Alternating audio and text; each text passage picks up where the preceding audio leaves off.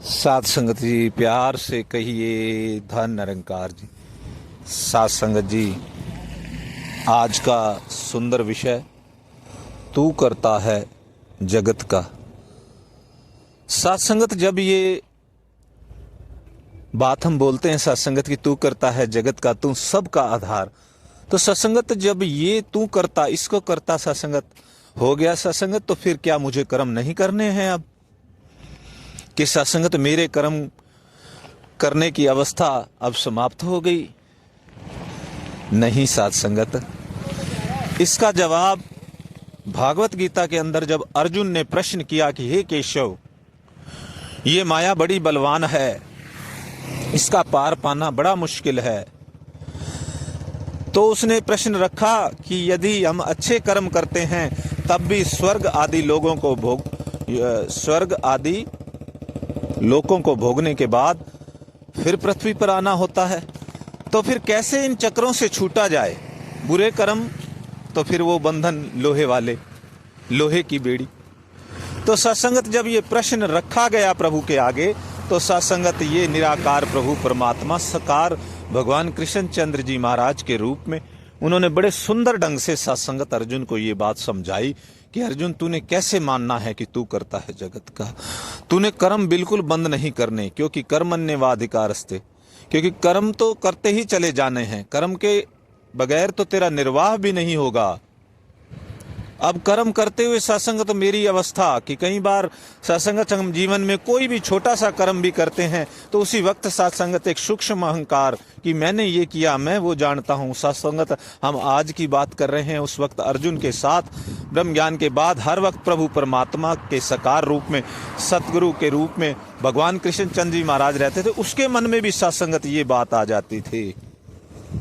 उन्होंने भी सत्संग, जब युद्ध की समाप्ति हुई तो प्रभु से कहने लगे कि प्रभु, ये जो रथ है जिसके ऊपर मैंने इतने शूरवीरों को धराशाही किया, मेरे अंदर कितना बल है कि मेरे और कर्ण की बात होती थी, तो अब तो ये सिद्ध हो गया कि मैं ही सबसे श्रेष्ठ हूं। सत्संगत अहंकार ने फिर जकड़ लिया सत्संगत। प्रभु मुस्कुराए, कहते हैं अर्जुन, रथ से उतरना होगा अब, क्योंकि युद्ध समाप्त हो गया, तो पहले आप उतर जाओ। तो सत्संगत अर्जुन कहने लगे कि नहीं प्रभु केशव, आप पहले उतर जाइए। और सत्संगत उन्होंने कहा नहीं, तुम मेरी आज्ञा मानो कि तुम उतरो पहले। और सत्संगत अर्जुन रथ से उतर गए, और फिर उसके बाद जैसे ही प्रभु उतरे तो रथ का सत्संगत भारी विस्फोट के साथ वो रथ फट गया, आग लग गई। तो उन्होंने कहा कि ये देखो कौन करता था? तुम कहते थे कि जब मैं तीर चलाता था तो उसका रथ इतना पीछे जाता था, और अगर वो चलाता था तो मेरा कम पीछे जाता था। तो इसका कारण जब अर्जुन की समझ में आया कि त्रिलोकी नाथ स्वयं विराजमान है।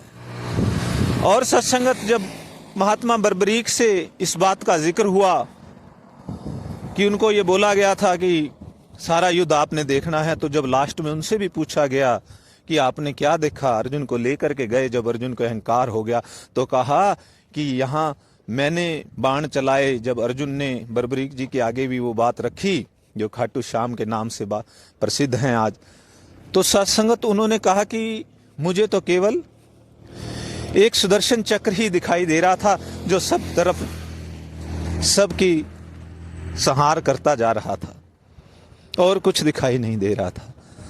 तो सत्संगत ऐसी ऐसी अवस्थाओं से प्रभु जागृत कर रहे हैं कि कर्ता मैं ही हूं अर्जुन, तू तो केवल निमित्त मात्र है। और सत्संगत इसीलिए हमने इसी अवस्था में रहना है, निमित्त मात्र, कि प्रभु ने जितनी सांसें बख्शी हैं, ये मानव सुंदर शरीर बख्शा है सत्संगत, जो सेवा उन्होंने लेनी है सेवा समझ करके, एक गुरु सिख सत्संगत सेवा समझ करके जीवन जीता है।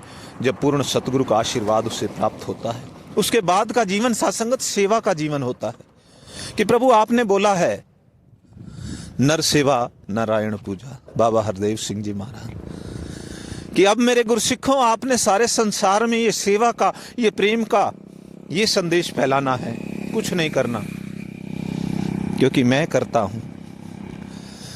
और सत्संगत जब भक्त, जब गुरसिख इस अवस्था में पहुंचता है ब्रह्मज्ञानी संत, तो सत्संगत वो लोहे की बेड़ी से भी नहीं बंधता और सोने की बेड़ी से भी नहीं बनता, क्योंकि वो कर्म करता हुआ अकर्ता बन जाता है कि सच्चे पातशाह आप कर रहे हो, आप करवा रहे हो, मैं तो केवल निमित्त मात्र हूं। ऐसी अवस्था, ऐसी उत्तम अवस्था में जब सत्संगत ब्रह्मज्ञानी संत पहुंचता, मुक्त हो जाता है सत्संगत, जीते जी मुक्त हो जाता है। गुरु के दर पर सत्संगत जीते जीते मुक्ति प्राप्त हो जाती है कि जिसको आज संसार सोचता है कि कहीं शरीर छोड़ने के बाद कहीं मुक्ति और कहीं मुक्ति, ऐसी कोई मुक्ति नहीं। सत्संगत गुरसिख जो है जीते जी गुरु की शरण आने पर ही मुक्त होता है, इसके अलावा और कोई रास्ता नहीं सत्संगत। इसलिए सदा इसी भाव में संत महात्मा अपना जीवन गुजारते हैं कि तू करता है जगत का, तू सबका आधार सच्चे पातशाह। ये अवस्था हम सब की हमेशा बनी रहे सत्संगत, यही अरदास प्रार्थना प्यार से कहना। धन्यकार जी।